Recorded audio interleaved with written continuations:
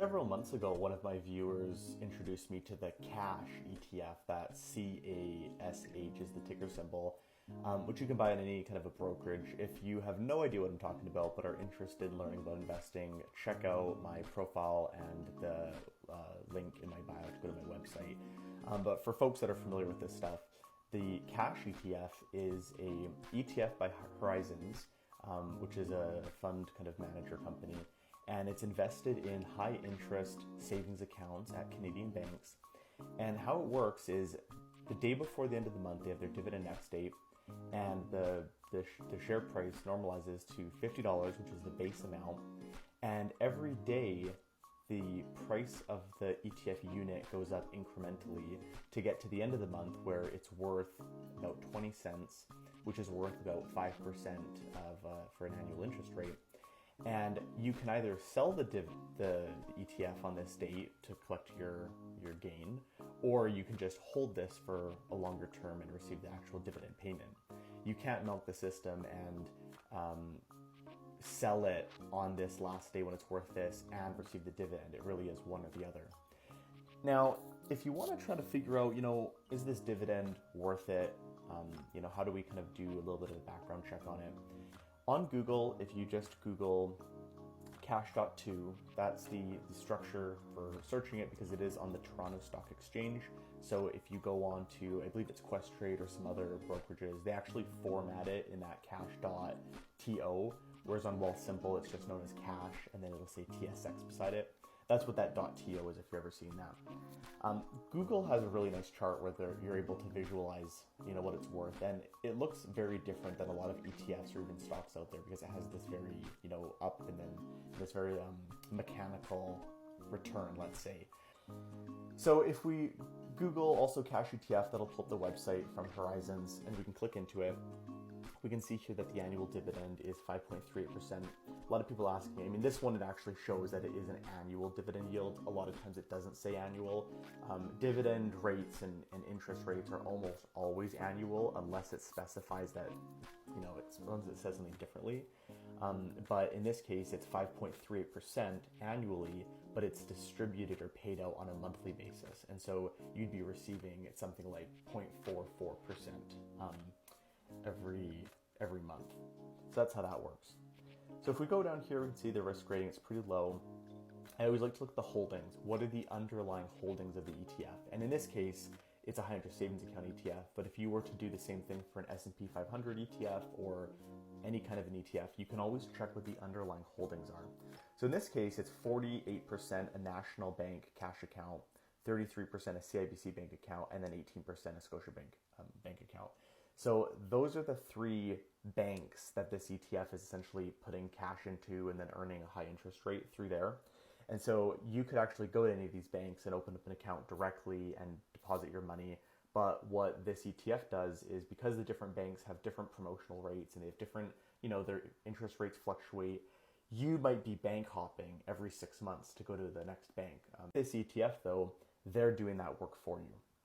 So that's the holdings that are underlying it. And I really do encourage you to learn about investing, to learn about ETFs, to really spend time on these websites and review all the different information that's available to you here. If you don't know what certain terms mean, Google them to find out. A lot of people ask me questions that are really easily Googleable, and I try my best still to actually respond to all the comments and to get back to people, but it might take me a few days or a week to even respond. But a lot of this information is available online for free. I do offer coaching calls and coaching packages out there that I do have available out there for offering that information in kind of a distilled format. But I'm not going to lie to you. The truth is, I learned all this stuff for free, and you can too. It's just if you want to receive it kind of in a nice package, that's what I'm charging for. But if you're not interested in paying, all this information is available for free. So I really do encourage you to take advantage of that. But that's good advice for someone who has the time and the interest to really learn about this stuff. If you find that you're just not super interested in finances, but you want to have, a good strategy with your money, or you're just an extremely busy person with family, with a job, and you just find you don't have the time, that's where something like coaching then would come in and be handy. Another popular question that I get from people is, okay, great, Brendan, you've talked about the interest rate or the dividend rates here, you've talked about the frequency of distributions, but if I was to actually invest in this, how much am I going to make from it? So one thing to note with this is that it is 5.38% currently. That is not a guaranteed rate. And so you can buy it at $50, which I'd recommend kind of the last day of the month or the first day of the month, to buy it at that rate.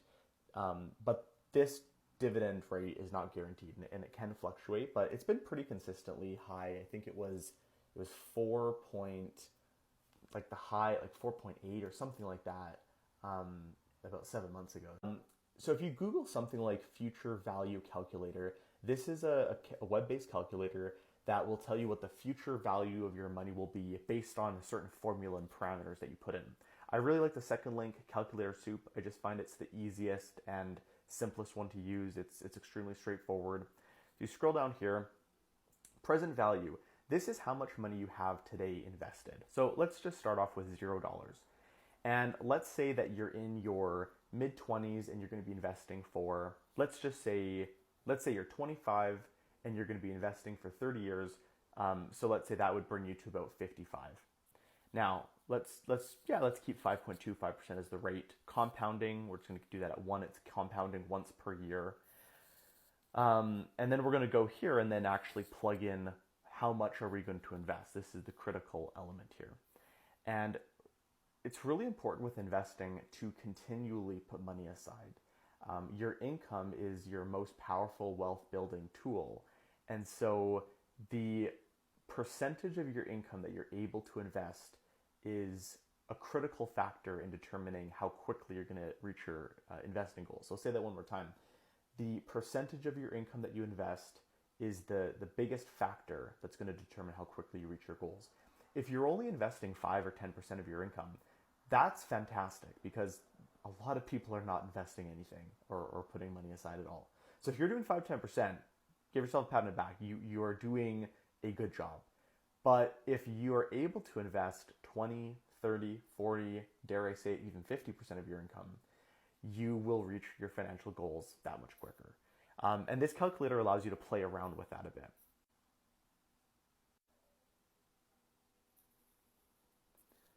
So I'm going to type that into Google and I'm going to do it times it by 0.33 to figure out what would a third of this person's income be. So the answer here is $22,572. Invest about a third of their income. I'd say that'd be a fantastic goal. Then you're going to divide that by 52 weeks to figure out that's how much they should be aiming to invest if they're aiming to invest a third of their income. So $434. Now, if we go back to our calculator here, we're going to type in $434 and we're going to say that the number of payments per period, let's scroll to the top, and let's just remember that we're doing 30 periods. So that means how many payments are they doing per year? 52 payments per year, because there's 52 weeks in the year. They're doing it 1 payment per week, 52 of those payments per year. And the payment growth is, we can just leave that blank, it's 0%. This growth or the payment is not increasing. Now, this is a conservative assumption because I'm assuming that over the next 30 years, your income will increase from,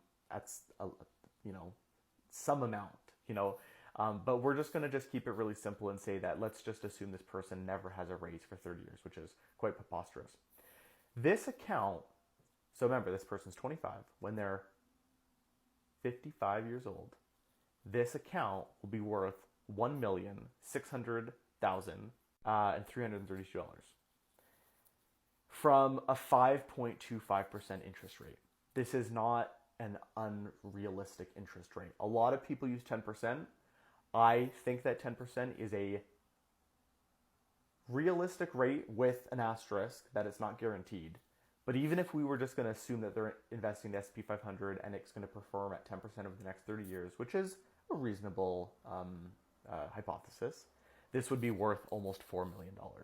So that's the future value calculator. Let me know if you have any questions. If you want to learn more or receive coaching or pick my brain one-on-one, check out my website.